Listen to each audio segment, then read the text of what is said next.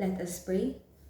Dear Heavenly Father, King Jesus, and precious Holy Spirit, we magnify your holy name. Truly, you are our King and our Lord and our Savior. And we want to please you. We want to exalt your name.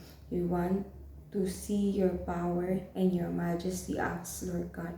Forever we will declare the glorious splendor of your majesty, O God. We offer, Lord God, our whole life, Lord God, to you, O God. And we want, Lord Jesus, to have a closer, a deeper relationship, Lord God, with you. At salamat po, Panginoon, na matututunan namin, Lord Jesus, yung tunay, Lord God, na identity, nature, and culture na meron po talaga kami, Panginoon, Lord God. Na manirahan, Lord God, sa iyong banal na presensya, Panginoon, sa iyong kaharian, Lord God, na kahit saan kami magpunta, Lord God, nararanasan namin ang iyong banal na presensya. Kaya, Lord God, nais ka namin itaas sa araw na ito. Pinupuri ka namin, pinapasalamatan, at tinatanghal magpakailanman. Sa pangalan ni Jesus. Amen. Bali itong Psalms 145, it's all about the greatness of God. Ito po yung praise ni David kay God. Nakaano dito, ito yung song of God's majesty and love.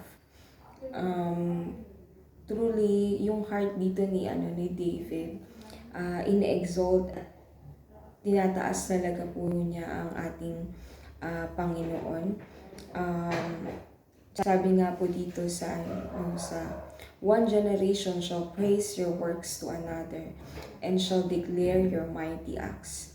And I will meditate on your glorious splendor of your majesty.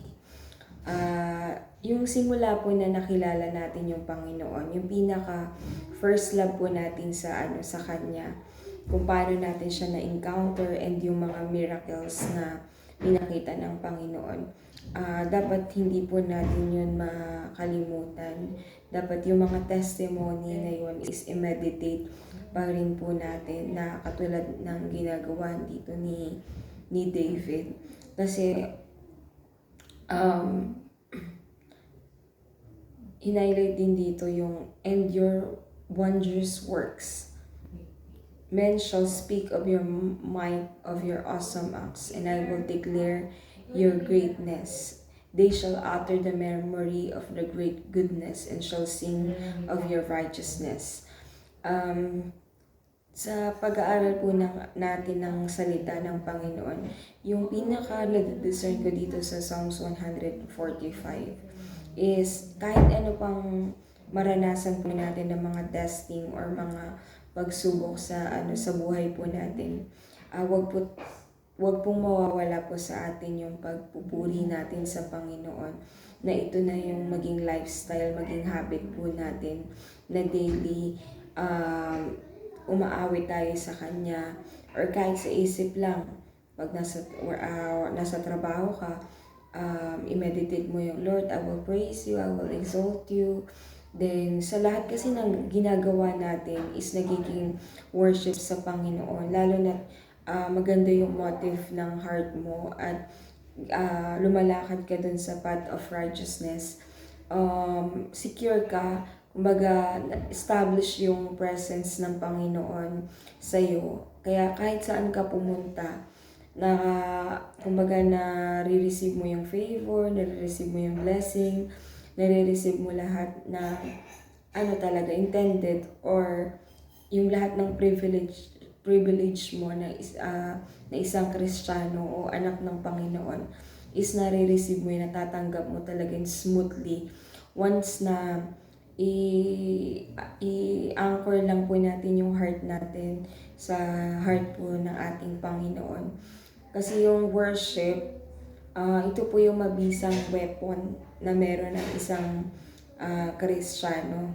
Kasi sa worship, kung maano po natin sa realm, may hinahawi siya ng mga harang sa dadaanan natin, sa yung mga hindrances para marating mo yung call mo, o yung mga stone of pride, or lahat ng mga barriers, mga bars, or mga sa spiritual na humahad lang para lumago ka spiritually.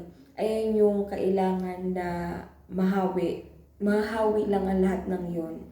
Kumbaga madidefeat lang yon or magkukulaps lang ang lahat ng hindrances na yon sa pamamagitan ng worship. Kasi many times naman po na na-mention po sa New Testament na yung nag-worship sila, I think si Peter yung yung nakakulong tapos nag-worship sila. Di ba po yung nag-worship sila, automatic nag-open yung rehas, nakalabas sila. Marami kasing nagagawa talaga maraming nagagawa po talaga ang worship. Once na awitan natin yung Panginoon na nanggagaling talaga sa puso natin, hindi lang yung kumakanta ka lang from your mouth or dahil may talento ka. Dapat kahit wala ka man sa tono or hindi mo alam yung kanta, once na nag-focus ka doon nag-focus ka sa Holy Trinity, at the same time yung heart mo nangdoon talaga, yung love mo para sa Panginoon. Ayun yung kumbaga yun yung anointing na kailangan para ma-worship natin yung Panginoon. Kasi si Holy Spirit naman po, siya naman po yung nagbibigay sa'yo ng gift na kailangan mo. Di ba po may mga na-mention, flower of Sharon, like, smell like a Lebanon, or myrrh, frankincense.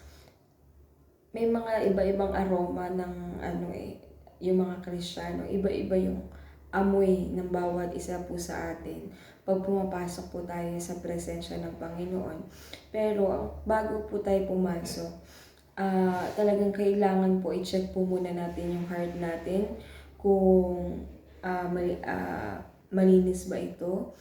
Kung merong kabigatan sa heart natin, kailangan i-search po natin yung heart natin. Kasi yung mga kasalanan nga po, sabi sa James 20, na nagpa-file up po yan ng makapal na makapal. Kaya ang nangyayari, kahit anong worship mo, hindi ka nakakapasok. Kasi nga, naka-file up na yung mga kasalanan. Kaya kailangan, unting bigat pa lang ng heart mo, hanapin mo na kung saang area ka nagkasala. Kahit no last week pa yun, last month pa. Kailangan i-search mo lagi, bantayan mo talaga yung heart mo. Kasi dapat gawin mong precious yung heart mo. Kasi iyan yung makakapagbigay ng glory o ng best worship sa Panginoon.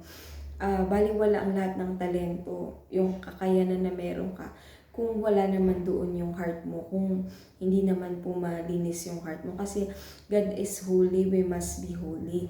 Yung heart natin, kailangan i-lay down talaga natin lahat ng burdens, worries na meron po tayo. Nang sa gayon, magamit tayo ng Panginoon for His kingdom, para sa pag-establish ng kingdom niya dito sa mundo.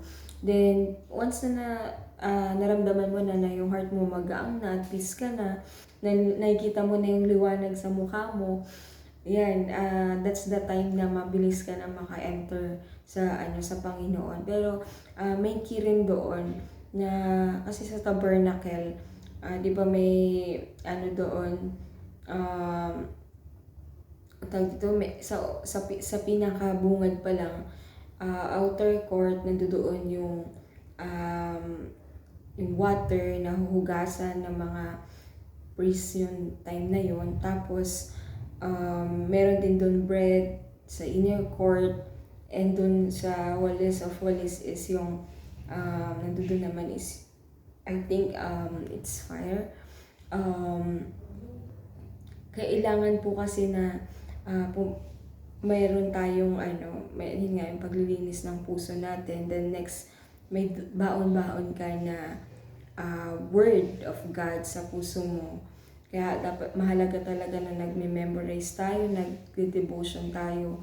Kasi para sa akin kasi yung word ni Lord nagbibigay ng breakthrough, para ma-accelerate ka yung worship mo, para makarating ka kaagad dun sa holies of holies, is kailangan ng word ni Lord.